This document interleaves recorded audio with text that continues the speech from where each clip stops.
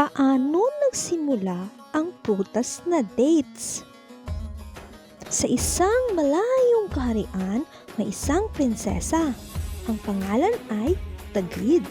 Higit sa lahat, siya ay kilala sa kanyang kagandahang loob.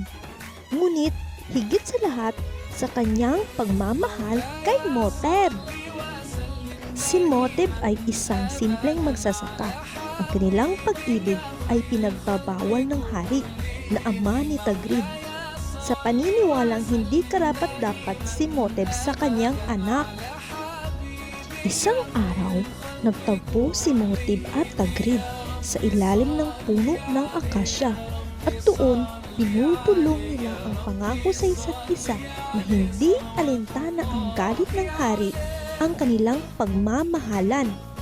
Ngunit ang kanilang lihim ay hindi nagtagal.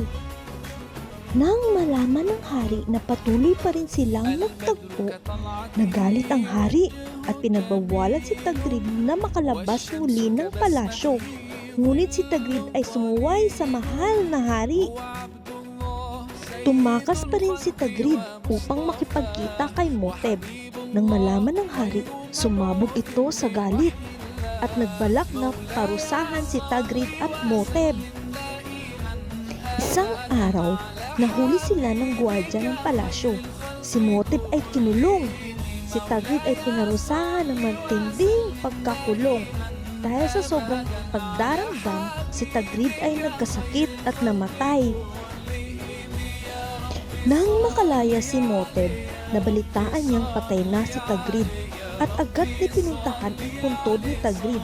Sa harap ng puntod ay humagulgol siya ng sobra sa sakit na kanyang nararamdaman. Isang araw sa kanyang pagtalaw sa puntod, may tumubong isang hindi kilalang halaman at sa pagsipas ng panahon, ang halaman ay lumaki at nagkabunga. Nabighani si Moteb at namangha sa ganda at kakaibang bunga nito. Kaya tinikman niya ang bunga nito. Ang tamis nito, sabi ni Moteb.